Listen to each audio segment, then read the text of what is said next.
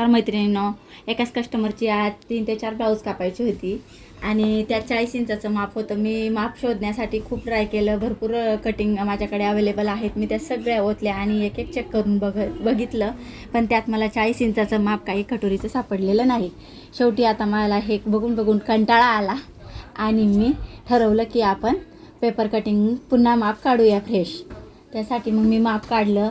माप काढण्यामध्ये माझा बराच वेळ गेला आहे आणि अजून मला याचे अस्तरांचं ब्लाऊज असल्यामुळे अस्तरही कट करायचे आहेत आणि कापडही कट करायचं आहे. मला समोरच्या मैत्रिणींशी बोलताना खूप बोलायला खूप सुचतं, पण कॅमेरासमोर बोलायचं म्हणल्यावर मला काहीच बोलता येत नाही फ्रेंड्स. तो तुम्ही समजून घ्यावं. हळूहळू माझी प्रॅक्टिस होईल आणि मी तुमच्याशी चांगल्या प्रमाणे गप्पा मारायला शिकेन. तर अशा प्रकारे आता मी सगळं पेपर आखून घेतलेले आहेत. आखण्यामध्ये माझा बराच वेळ गेलेला आहे. तयार माप असलं की टेन्शन नसतं फ्रेंड्स. पटकन घ्यायचं आणि पेपर पॅटर्न अस्तरवर अंथरून कापून घ्यायचं आणि लगेच कपड्यावर टाकायचं. यासाठी परत म्हणजे जवळजवळ आपला अर्धा तास माप काढण्यामध्येच वेळ जात आहे. कटोरीचं जास्तीत जास्त डिमांड असलेले ब्लाऊज म्हणजे कटोरीचेच असतात, कारण प्रिन्स कटचे हेवी मापासाठी बसत नाही कम्फर्टेबल. त्यामुळे बायकांना जास्त करून कटोरीचेच ब्लाऊज शिवायचे असतात.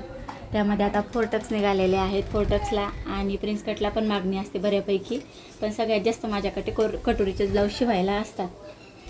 तर मी अशी कटिंग करून घेत आहे फ्रेंड्स. काही कस्टमर असे असतात की जेव्हा फर्स्ट टाईम ब्लाऊज टाकतात तेव्हा म्हणतात कटोरीचं शिवा. तो कटोरीचं शिवून दिल्यानंतर जेव्हा दुसऱ्यांदा ब्लाऊज टाकायला येतात तेव्हा ते म्हणतात ताई 4 टक्सचं शिवा. आणि 4 टक्सचं शिवल्यानंतर जेव्हा तिसऱ्यांदा आणखी परत 2-3 ब्लाऊज घेऊन येतात तेव्हा ते म्हणतात की ताई प्रिन्स कटचं शिवा.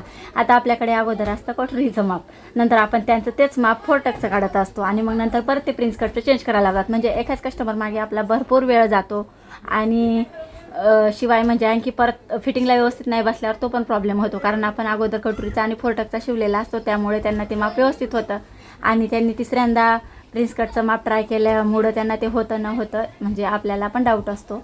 त्यामुळे तुमच्याकडे पण येतात का असे कस्टमर? माझ्याकडे बऱ्यापैकी तर असेच येतात.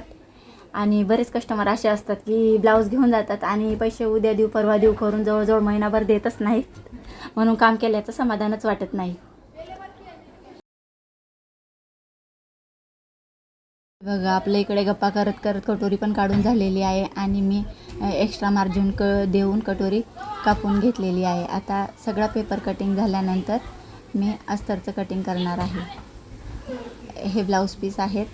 हे छोटे छोटे ब्लाऊज पीस असल्यामुळे मला त्याला वेगळे कापड लावावं लागणार आहे. मी याच्यासाठी कापड पण वेगळे आणलेले आहेत. याला मी स्लीव्स गुलाबी कलरची लावणार आहे आणि हा पण कापड छोटा असल्यामुळे मापापेक्षा बाहीला लावून कोठ्याला वेगळं कापड आणणार आहे. अस्तर आणलेली आहेत. 1-1 मीटरची अस्तर आहेत. आता अस्तर पसरून त्यावर मी कापलेले पॅटर्न ठेवणार आहे आणि ब्लाऊजची मी कटिंग करून घेते. मैत्रिणींनो, तुम्हाला व्हिडिओ जरा आवडला असेल तर प्लीज लाईक करा आणि शेअर करा, सबस्क्राईब करा, सपोर्ट करा. आपल्या सपोर्टची मला खूप गरज आहे.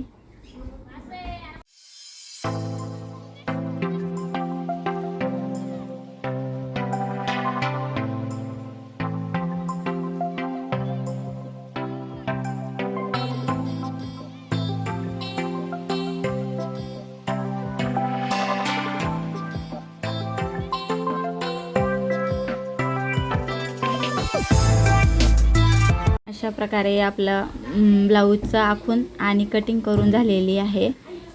आता हेच आपण खालची पट्टी काढलेली आहे. याच्यामध्ये अस्तरही 1 मीटर कमी पडतं फ्रेंड्स, कारण आता हल्ली पफ स्लीवची जास्त फॅशन चालू आहे. तर बऱ्याच बायका कमी कापड असलं तरी आम्हाला पफ स्लीवच शिवा सांगतात आणि त्यांची शिलाई फक्त 200 ते 250 रुपये असते. त्यामुळे आपल्याला पफ स्लीव्स शिवणं एवढ्या कमी कापडमध्ये जमत नाही आणि आपल्याला अस्तरही एक्स्ट्रा घ्यावं लागतं, मग त्यासाठी भरपूर खर्च होतो.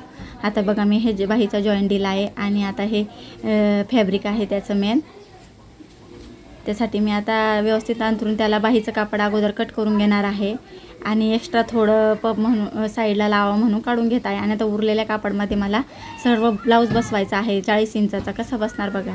आता मी मागचा पार्ट असा बसून घेतलेला आहे पुढं आणि मग जसं बसेल तसे मी पार्ट ॲडजस्ट करत जाईल. जिथपर्यंत पुरेल तितकं मी हे वापरणार साडीचं फॅब्रिक आणि मग नंतर मी माझ्याकडचं आणलेलं फॅब्रिक मधल्या भागाला वापरणार ते साडीच्या पदरमागे नाही दिसणार. आता हा भाग दिसतो म्हणून मला याच्यासाठी मेन फॅब्रिकच वापरावं लागणार आहे साडीतनं आलेलं, कारण वन साईडला आपला हा पार्ट ओपन असतो त्याच्यामुळे वेगळं वापरलेलं ओळखू येईल.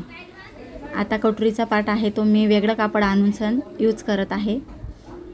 कापडही मला व्यवस्थित मिळाले नाही, तरी बऱ्यापैकी मी कलर मॅचिंग केलेलं आहे. कापड मॅच झालं नाही पण कलर परफेक्ट मॅच झाला, त्याच्यामुळे हे वापरलं. आणि कटोरी ह्या कलरची असली थोडी कमी जास्त तरी एवढं काही लक्षात येणार नाही. अशा प्रकारे कटिंग करून झालेली आहे ब्लाऊजची.